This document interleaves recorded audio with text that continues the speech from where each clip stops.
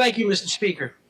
As the chair of the new committee on people with disabilities, I'm pleased that today we are celebrating the 41st Annual Legislative Disabilities Awareness Day. And I'm honored to be part of today's event, even though the event unfortunately looks nothing like it normally does.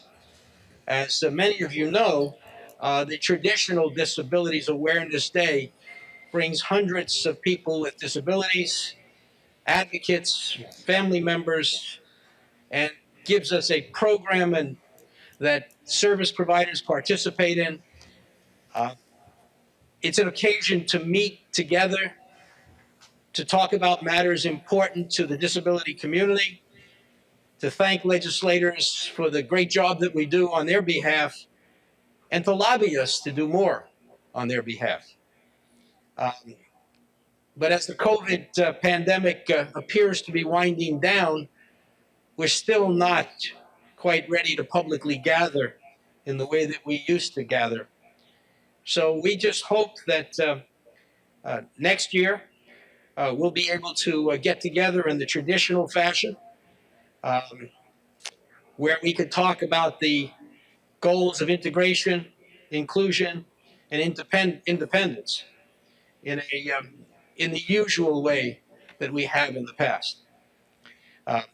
In the meantime, uh, today, in honor of Disabilities Awareness Day, we will consider this resolution and a number of bills that will improve the lives of people with disabilities in meaningful ways. Today, we will take some important steps to adjust the structural elements of the state to better foster the goals of integration, inclusion, and independence.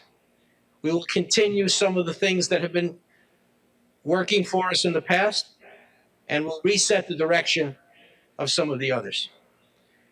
And then after today, we'll continue to talk in a socially distanced manner about the matters that need to be considered after we finish today's work.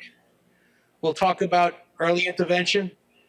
We'll talk about school services, especially those that were disrupted over the last 2 years because of the COVID pandemic. We'll talk about transition and housing and employment.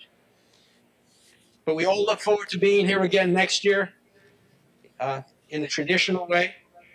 And we look forward to working on the legislation that we have before us. So I want to thank the Speaker, I want to thank the staff, and I want to thank all of the others who put together this package today, which is going to make a significant difference in so many people's lives.